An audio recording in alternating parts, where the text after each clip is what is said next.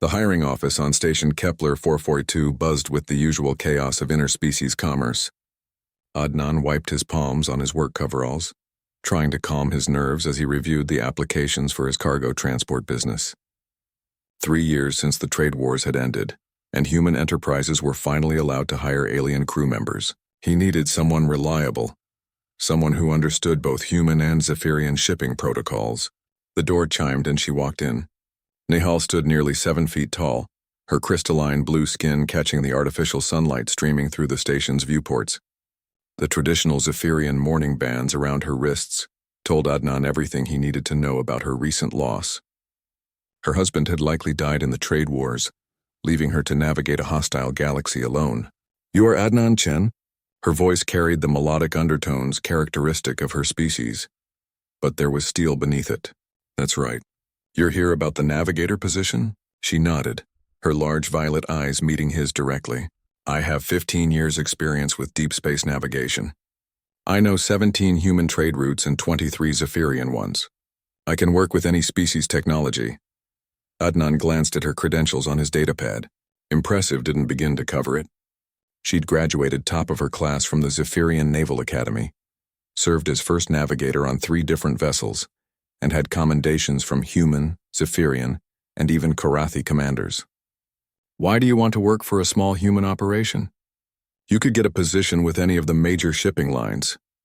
Nehal's expression didn't change, but something flickered in her eyes. "The major lines ask too many questions about my past. You need a navigator. I need work. It's simple." That was 6 months ago. Now, as Adnan watched Nehal calculate their jump coordinates to the Andromeda mining colony, he realized how completely wrong his assumptions had been. She wasn't just competent, she was brilliant. Where human navigators relied heavily on AI assistance, Nehal could plot courses through unstable wormholes using nothing but stellar charts and intuition. She'd save them from 3 pirate ambushes by calculating escape routes that shouldn't have been possible. More than that, she'd become his partner in every sense that mattered for their business. "Jump in 30 seconds, Nehal announced from the navigation station. "Andromeda colony beacon is strong. Should be a smooth transition." "Copy that." Adnan settled into his captain's chair, watching her work. Somewhere along the way, the professional respect had become something deeper. He'd caught himself looking forward to their conversations during long jumps, appreciating the way she laughed at his terrible jokes, admiring how she never let anyone, human or alien, intimidate her. The ship shuddered as they dropped out of hyperspace. Andromeda colony sprawled before them, a massive industrial complex carved into an asteroid. But something was wrong. The usual traffic patterns were chaotic, ships fleeing in every direction. "Adnan," Nehal's voice was tight with concern. "I'm reading massive energy signatures. That's a Karathi battlecruiser." The view screen filled with the menacing silhouette of humanity's oldest enemy. The Karathi had been neutral during the trade wars, but tensions had been rising for months. Now it seemed they'd decided to test human resolve by attacking one of the furthest mining colonies. "They're jamming communications," Nehal reported. "The colony can't call for help and the defense platforms are offline." Adnan stared at the scene unfolding before them. Hundreds of human civilians were trapped on that colony. The nearest human patrol was 3 days away.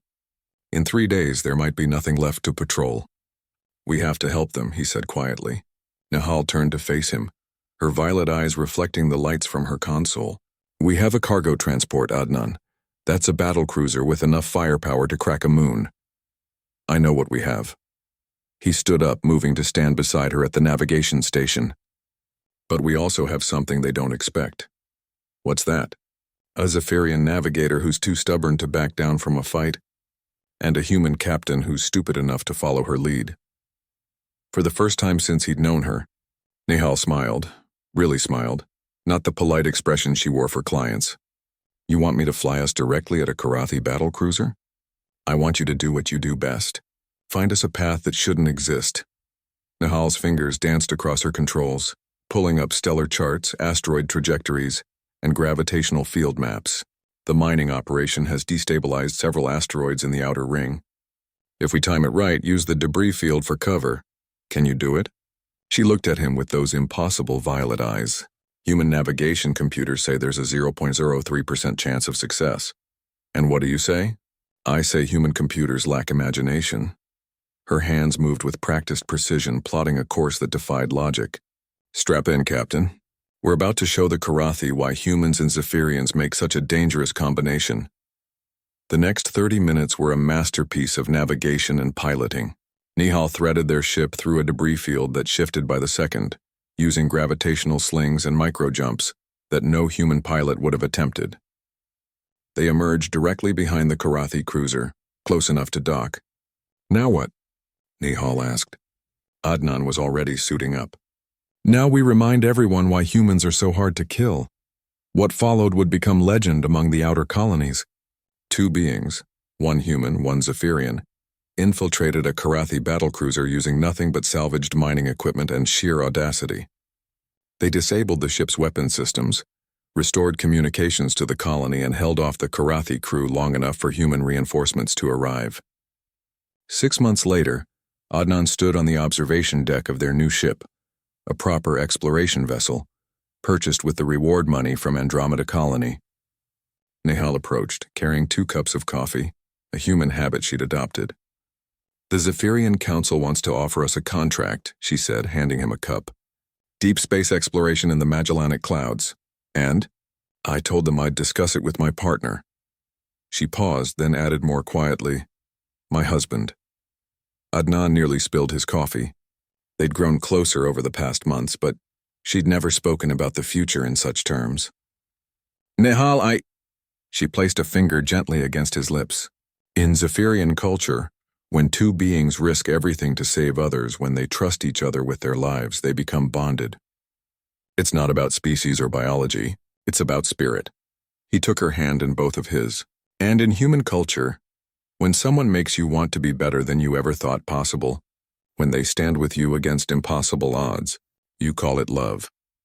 As their ship prepared for its next journey, Adnan reflected on how wrong his first assumptions had been. He hadn't hired just a navigator. He'd found a partner who would help him bridge the gap between stars, between species, between the dreams of what humanity could become and the reality of what they were building together.